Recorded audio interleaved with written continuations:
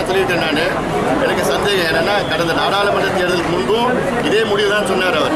கள்ளக்குறிச்சியில் கூட்டத்தை கூட்டி மக்களுடன் என்னுடைய கூட்டணி என்று சொன்னார். பிறகு அப்புறம் திமுக கூட பேசினார், காங்கிரஸ் கூட டெல்லியில் பேசினார், மலேசியாவில் போய் பேசினார், அப்புறம் இறுதியாக பிஜேபி கூட சேர்ந்துட்டார். ஆக எங்களுக்கு இன்னும் சந்தேகமாக தான் இருக்குது. அறிவிச்சிருக்காரு, சந்தேகமாக தான் இருக்குது. போக தான் தெரியும். அது உறுதியாக இருப்பாராலும் தெரியும். எனக்கு அவர் மேல் நம்பிக்கை இப்பயே இழந்துட்டாங்க. அதாவது ஒரு எதிர்கட்சி தலைவராக அவரால் சரியாக செயல்பட முடியல.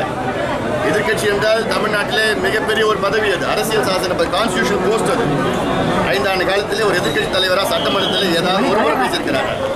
சட்டமன்றத்துக்கு சென்றிருக்கிறாரா? மக்களுக்கு போராட்டம் பண்ணியிருக்கிறாரா? மக்களுக்கு ஏதாவது செஞ்சிருக்கிறாரா? எதிர்கட்சி தலைவராக செயல்பட முடியாத அவர் முதலமைச்சராக வந்து எப்படி செயல்பட போறாரு? எல்லாமே, அதாவது எங்களுடைய தேர்தல் அறிக்கையை முழுமையாக திமுக காப்பி அடிச்சு வராங்க. நாங்கள் என்னென்ன சொல்லிட்டு வரோமோ அதை ஸ்டாலின் அவர்கள் கடந்த 6 மாதங்களாக சொல்லிட்டு வர்றாரு.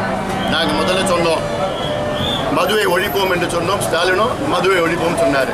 முதல் நாள் முதல் கையெழுத்து என்று போஸ்ட் அடித்து ஓட்டணும். ஸ்டாலினும் முதல் நாள் முதல் கையெழுத்துன்னு சொல்கிறார். லோக் ஆயுக்தா சட்டத்தை கொண்டு வருவோம்னு சொன்னோம். அடுத்தது அவரும் சொல்கிறார் நாங்களும் கொண்டு வருவோம்னு. சேவை உரிமை சட்டத்தை கொண்டு வருவோம்னு சொன்னோம். அவரும் கொண்டு வருவோம்னு சொல்கிறார். ஒவ்வொரு மாவட்டத்தில் அரசு மருத்துவக் கல்லூரியை தொடங்குவோம்னு சொன்னோம். அதையும் நாங்களும் தொடங்குவோம்னு சொல்கிறாரு. மாற்று முன்னேற்றம் அன்புமணின்னு சொல்லிட்டு வரோம். அதையும் அவர் சொன்னாலும் சொல்லுவார் நினைக்கிறேன். மாற்று முன்னேற்றம் அன்புமணி 2 பேரும் போனோம். திமுக மோசம், அண்ணா திமுக மோசம். அதாவது மாற்றம் என்பது ஒரு தீமையிலிருந்து இன்னொரு தீமைக்கு வாய்ப்பு கொடுப்பது மாற்றம் கிடையாது. இன்னைக்கு தமிழ்நாட்டில் 2 தீமைகளும் இருக்கு. ஒன்று திமுக ஒரு தீமை, அண்ணா திமுக ஒரு தீமை. மாற்றம் என்பது தீமையிலிருந்து நன்மைக்கு வாய்ப்பு கொடுப்பது தான் மாற்றம். இன்னைக்கு நன்மை வந்து பாட்டாளி மக்கள் கட்சி நன்மை செய்கிற காத்துட்டு இருக்கு. இதே போன்ற ஒரு சம்பவம் அரியலூரில் அழகர் என்ற ஒரு விவசாயி, 36 வயது அவருக்கு, அவரும் இது போன்ற 7 லட்சம் ரூபாய்க்கு டிராக்டர் தவணை முறையில் வாங்கி அதை கிட்டத்தட்ட 5 லட்சம் ரூபாய் கட்டிட்டாரு. இன்னும் ஒரு 7 லட்சம் ரூபா தான் கட்டணும். இன்னும் 2 லட்சம் ரூபா கட்டணும். அதுக்குள்ளேயே அவரை அவமானப்படுத்தி அந்த டிராக்டரை பிடுங்கி எடுத்து அதனால் அவர் அவமானம் தாங்க முடியாமல் தற்கொலை செய்து கொண்டார்.